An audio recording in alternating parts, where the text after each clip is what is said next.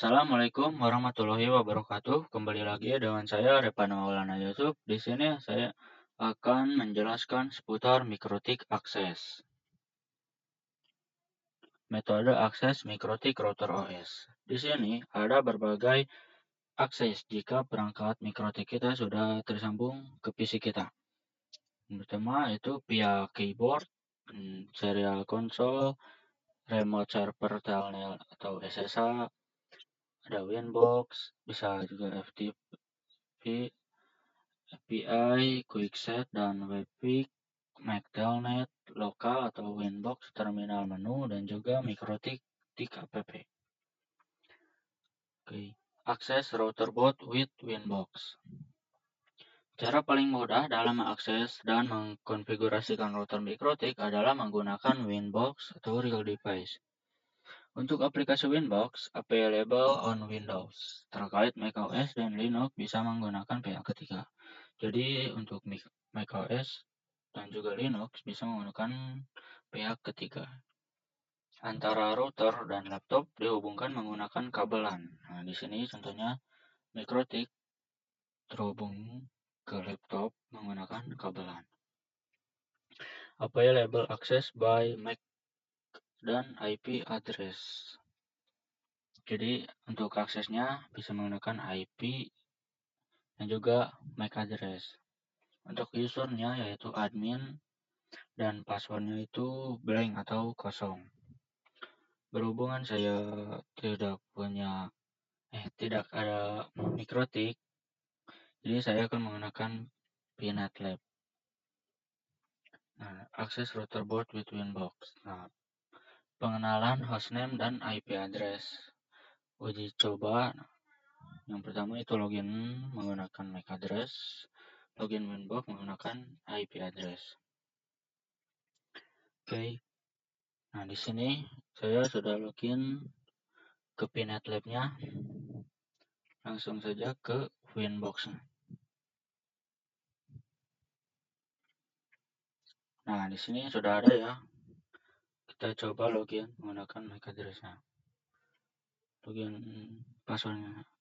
Login admin, passwordnya kosong, connect. Di sini sudah bisa terkonekkan. Oke, lanjut. Tampilan mikrotik pada Winbox. Tampilan di mikrotik itu ada banyak ya. Kita bisa lihat di sini itu ada dashboard. Kita bisa melihat uptime-nya, tanggalnya. Nah, di sini ada user login, IP address atau MAC address, hostname-nya, versi ROS, hardware tipe, dan arsitektur. Di sini Androredo. Nah, untuk yang abu ini itu area kerjanya. Dan yang kiri ini untuk menu-menunya. Kita coba. Nah, untuk QuickSet ini merupakan konfigurasi cepat. Konfigurasi ini digunakan untuk mikrotik fitur wireless. Nah, di sini ada Capsman. Digunakan untuk controller jika ada banyak akses point. Misalnya pada sebuah hotel memiliki banyak akses point dengan mengkontrol menggunakan satu mikrotik. Di sini ada interface, yaitu menginformasikan berapa interface yang dimiliki di mikrotik kita. Nah, contohnya di sini ada 4. Lanjut, di sini ada wireless. Nah, ini adalah konfigurasi wireless. Lanjut, ada bridge. Nah, bridge ini terkait menggabungkan beberapa port menjadi satu jaringan.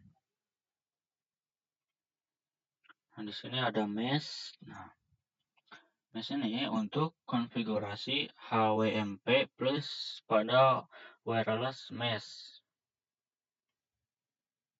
Lanjut, di sini ada IP, yaitu menu-menu IP.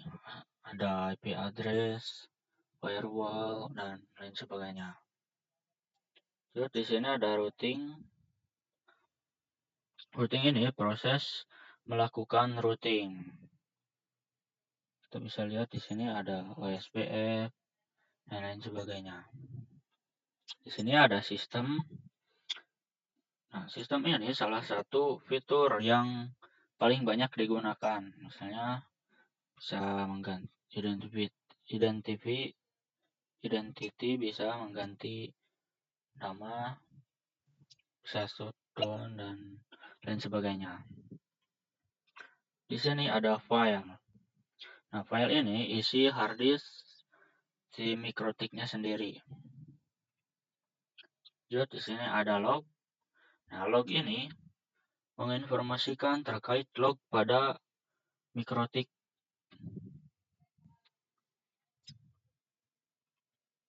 Jadi di sini ada radius. Nah, radius ini digunakan untuk radius klien.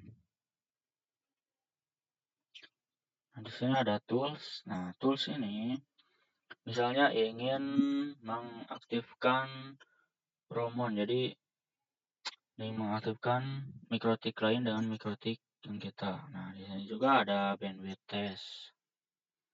Oke, lanjut di sini ada U terminal. Nah, U terminal ini merupakan halaman terminal. Bisa kita lakukan konfigurasi mikrotik secara garis perintah. Oke, di sini ada make output.drive. Nah, make output.drive ini bisa kita membuat file yang bisa kita kirimkan ke mikrotik.com jika ada fitur yang tidak jalan dengan baik. Oke, di sini ada more. Nah, more ini tuh bisa membuat tampilan Winbox baru.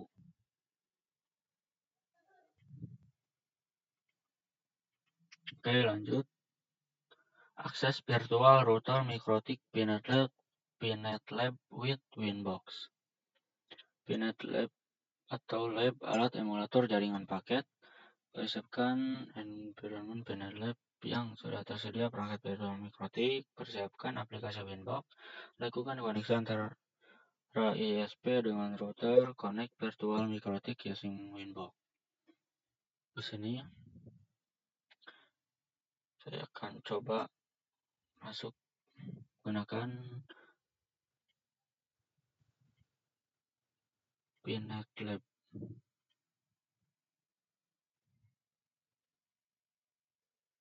Oke, kita hapus dulu.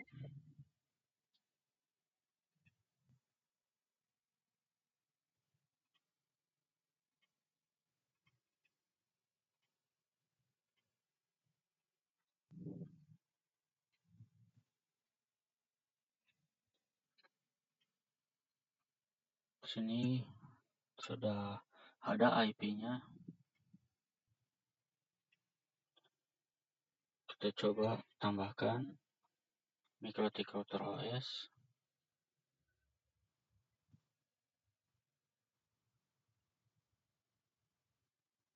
Kita ini kosongkan saja.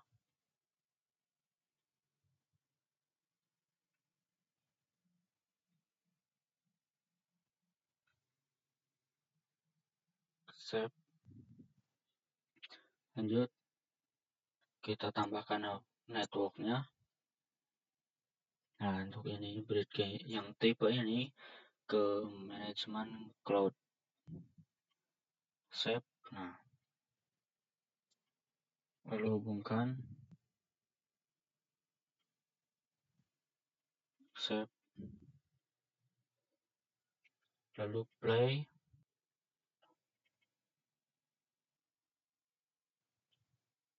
Nah, sini sudah masuk ya. Kita coba masuk. Ini itu admin.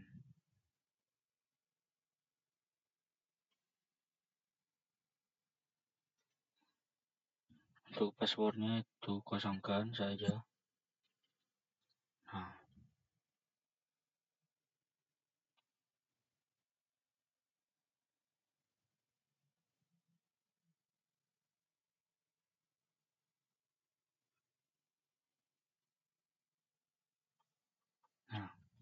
Ctrl C.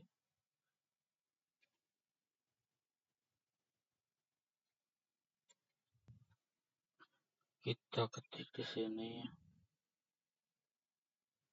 IP address print.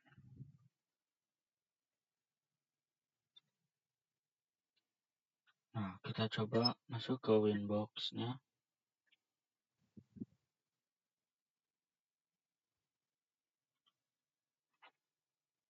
Nah, di sini sudah ada ya.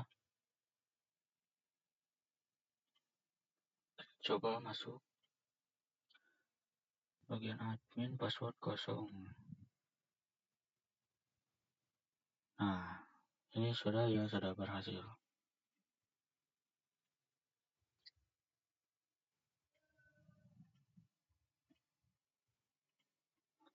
Oke, lanjut. Nah, di sini ada mengakses router boot with WebVic. Nah, WebVic diperkenalkan sejak router OS versi 5.0 dengan fungsi yang sama dengan Winbox. Nah, WebVic juga support IPv4 dan IPv6 dan juga support HTTP dan HTTPS. Nah, WebVic bisa dikatakan sebagai alternatif Winbox. Nah, jika Winbox-nya bermasalah, bisa memakai WebVic. Untuk akses router boot via WebVic bisa dengan mengetikkan IP router pada browser HTTP IP router. Oke, di sini saya akan cobanya masuk ke WebVic. Kita lihat dulu IP address-nya.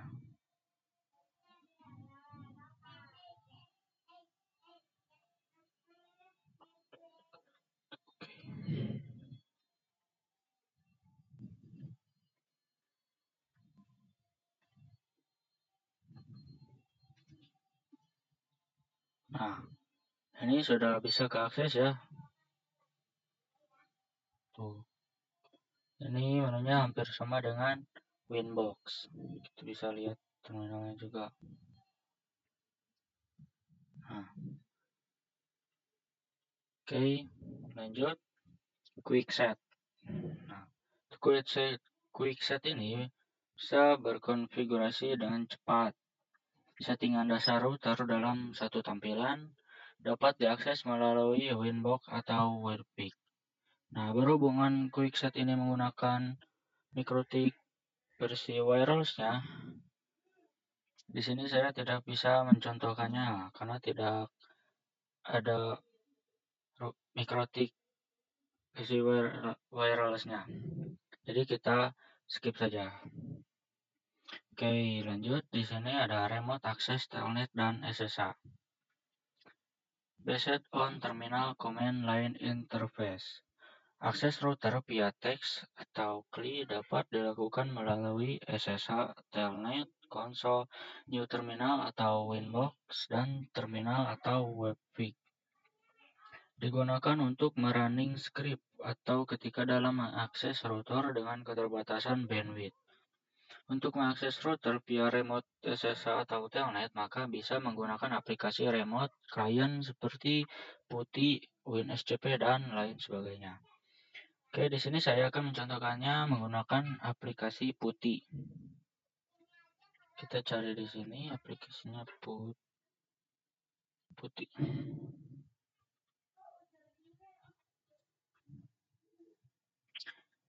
Nah, untuk IP address-nya yang ini ya, yang tadi.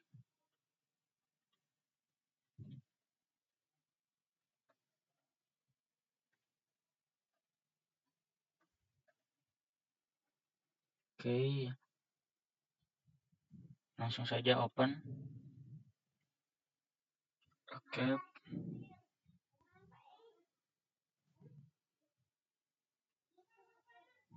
Oke, di sini langsung ketikkan saja admin, enter,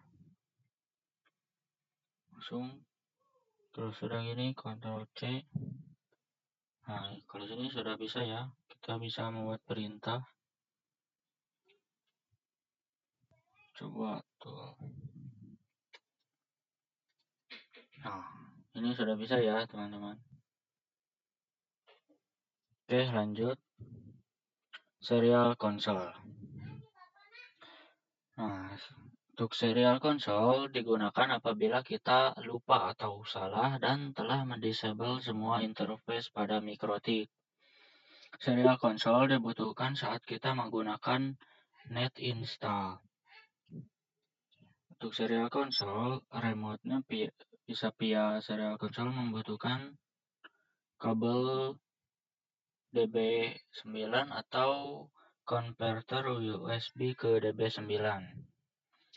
Menggunakan program Hyperterminal, baud rate 115.200, data bits 8, parity none, stop bit 1, dan flow control none. Nah, untuk port konsolnya itu seperti ini. Dan untuk kabel-kabelnya itu seperti ini. Oke, lanjut. Cara menggunakan serial console. Nah, yang pertama itu masuk ke terminal seperti putih. Pilih connection tipe serial dan sesuaikan serial line COM yang dapat dilihat pada device manager. Lalu speed baud rate 115.200 khusus perangkat mikrotik. Nah, itu contohnya itu seperti ini. Untuk serial untuk serial lainnya itu COM1. Untuk speednya itu 115.200 dan untuk connection tipenya itu serial. Oke, mungkin cukup sekian dari saya. Mohon maaf bila ada kesalahan atau kekurangan kata. Terima kasih. Wassalamualaikum warahmatullahi wabarakatuh.